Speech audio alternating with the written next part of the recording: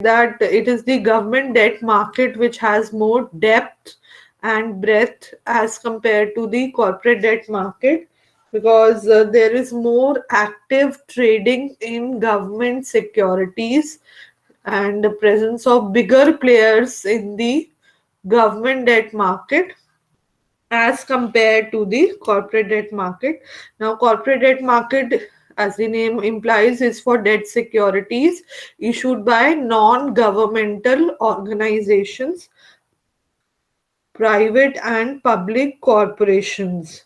Now, the instruments issued here, since they are issued by non-governmental organizations, one thing that is kept in mind is the security of the instrument, because a debt is a borrowing.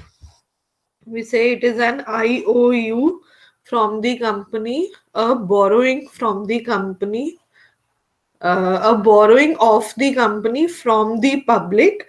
And here what is required is keeping the interest of the investors, the safety of the investment is given priority, and for that reason the credit rating of the instruments issued has been mandated.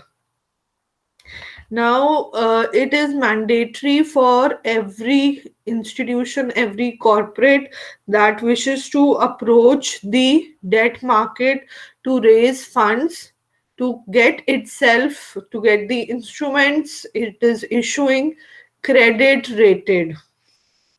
Now, all of us understand that credit rating is the rating of the safety of the instrument with respect to principal payment and the interest payment. Now, working on the fundamentals of the issuer, the credit rating agency will give a rating depending on the safety of the investment. So, a higher rating says, hypothetically, this is the rating which is followed, say A minus, then B plus, B minus, and so on. This is the rating scale which is followed. A higher rated instrument means more safety, that is lower risk, but then the return offered will be comparatively lower. On the other hand, a lower rated instrument means that the safety will be low, risk will be high, and the company, the issuer, will be offering you a higher rate of return as compared to a bond which is rated A plus. Now, the Indian corporate debt market is dominated by A plus, double A plus, triple A bonds. Okay, so which means that the response rate is better or is higher only for the more safer bonds, and junk bonds or bonds like this which have a high risk find very few buyers. The Indian corporate bond market is still underdeveloped, and therefore it is not having a major contribution to the financial system in India. In accordance with this, certain steps have been taken by RBI, by government, and where they are trying to increase the participation by big corporates. However, in spite of taking efforts to improve the infrastructure settlement system, having separate segments of corporate debt in BSE and NSE, not much growth has been seen in this segment of the market. Now, what are the problems with the corporate debt market? First and foremost, as all of us know, that in the financial markets, there are areas where there are multiple jurisdictions. So SEBI is also regulating this market. RBI is also regulating this market. So many a times the rules they become a challenge for the issuer. Then legal impediments again related to this, the legal structure, the course of getting, say, your case, say if the issuer is facing some legal problem or hurdle in getting the instrument listed in the stock exchange, or same case for the investor, if there is lack of remedial structure legally, then that also demotivates both the issuer and the investor.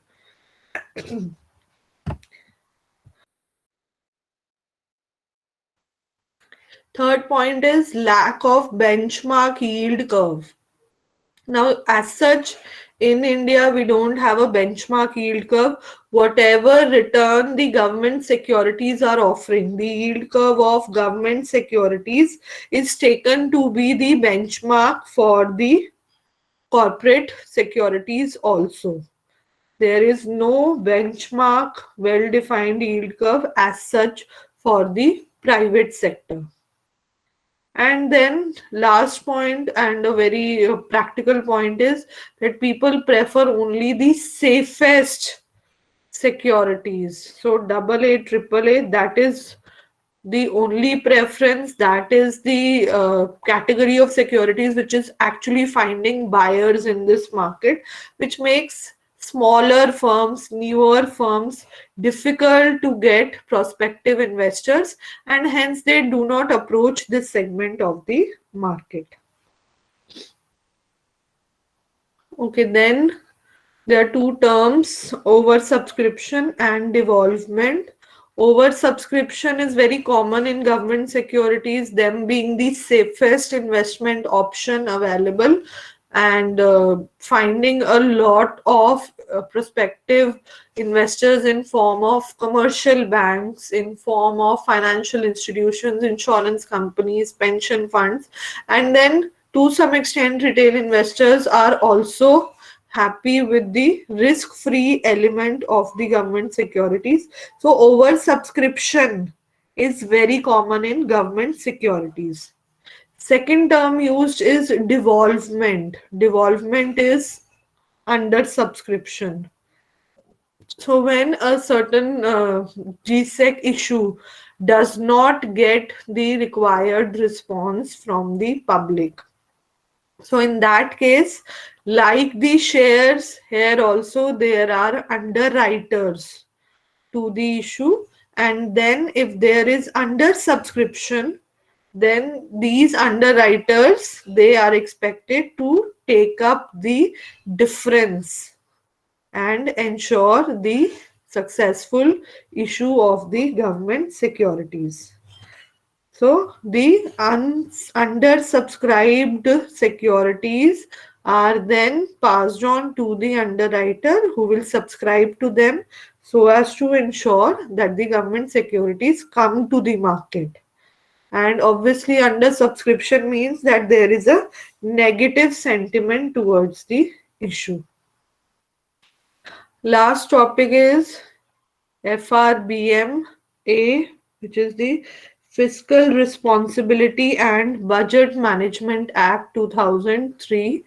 Now, this act, when uh, formulated and issued, aimed at maintaining fiscal responsibility and fiscal discipline. Okay, fiscal discipline means ensuring that the fiscal deficit is minimized. Difference between government revenue and government expenditure is minimized, basically keeping a check on the government expenditure. Because fiscal deficit happens when the government expenditure is higher than the government revenue. So the aim at the time of implementation was to keep the fiscal deficit at 3% of the GDP, which till date we have not achieved. And we discussed when we were discussing the budget also that last year has been an exceptional year due to Corona. Fiscal deficit will rise to 9.5% for the current financial year, but the government, the finance ministry, is taking steps to bring it under control in the coming years. Okay, but still 3% seems to be a distant dream as of now for the Indian economy. Okay, so this is it. With this, the